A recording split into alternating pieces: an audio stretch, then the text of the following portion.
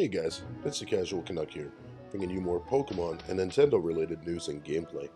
So, the direct for Pokemon Masters just finished up. I watched it through a couple of times, and I'll start off by saying it actually doesn't look bad. Now, I had a big problem with the format of their video. It took, in an 8.5 minute video, it took 6 minutes for us to actually get gameplay for it. They started off with a message from Ken Sugimori, who is kind of a big part of this project. We'll touch on that again in a little bit. But it starts with a message from him, and then it goes into a bunch of B-roll, sort of anime-style fights with a bunch of different gym leaders and different trainers. And it looks really cool, but you're sitting there going, alright, let's get to the game. Let me see the game. I understand this was only supposed to be an 8 or 9 minute presentation. They needed to pad it out a little bit, and they can't go throwing so much information at you, so much gameplay right away. Now, the thing is, this game is actually supposed to be releasing this summer, which is kind of right now. I'm guessing the game is going to come out within the next 30 days, maybe by the end of July at the latest. And so how the actual game works now, I'm going to actually try and keep this a short video. I'm not doing one of these 10 or 15 minute breakdowns. There's really no point. I just want to get to what this is about. So the game is a 3-on-3 team-based battle, more or less.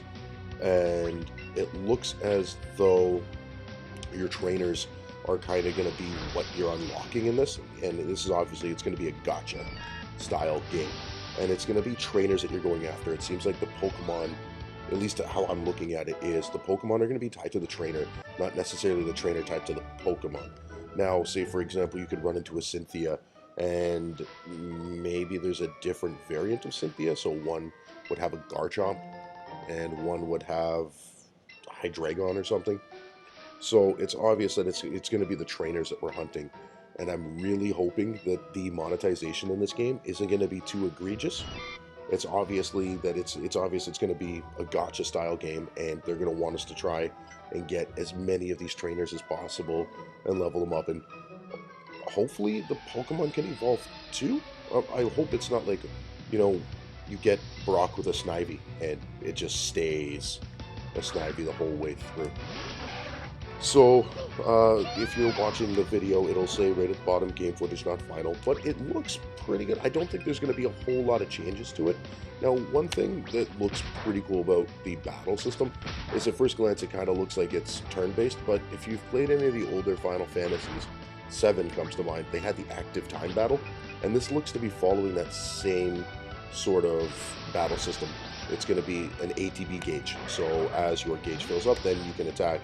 And maybe some moves will actually take, oh yeah, I see it actually. Each move takes its own percentage of your gauge. Kind of reminds me a little bit of Final Fantasy 13 Lightning Returns on that one. Do not dislike the video too hard. I actually was a fan of the 13 games.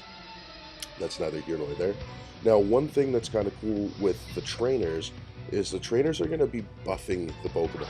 So they mention the trainers will be able to support by either healing or raising the stats. So that's going to be kind of cool. I guess that means the Pokemon themselves are just there to do damage. They gave us this new region, or what it is, it's called Paseo. And it's a tournament, essentially. It looks like it's kind of following an Elite Four style. I wouldn't really go like that, more like, I don't know, a World Championship style battle, where you want to win. They haven't really mentioned if this is going to be an online thing. It looks like it might just be strictly a single-player experience. But I have high hopes, actually. This actually doesn't look too bad.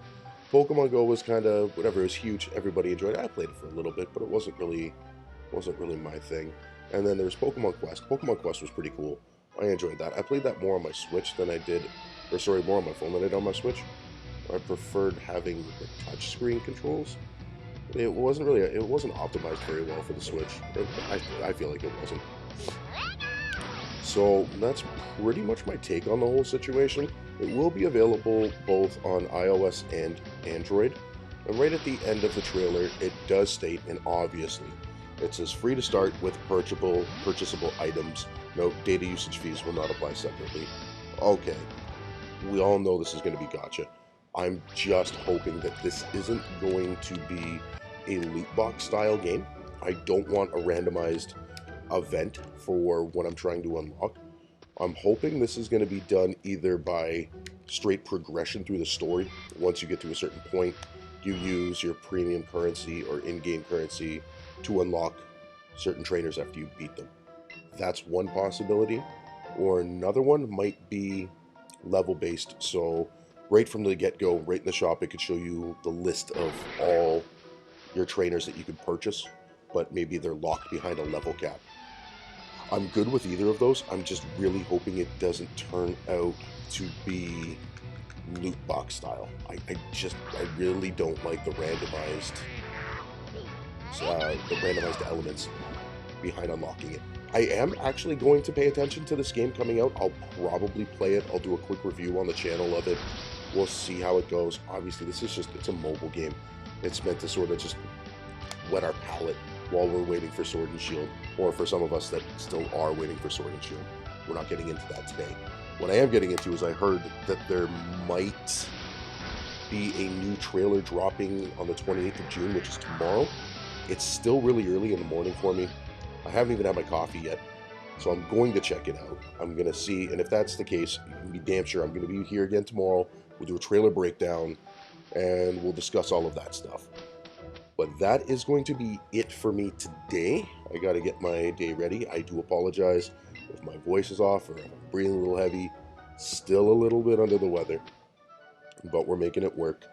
You know, that's what we're doing. I'm just a guy sitting on the couch making content about a video I just watched for all you people sitting around watching my content, which is cool. But that's it for me, and as usual, have yourselves a good day and have a Canucking good time.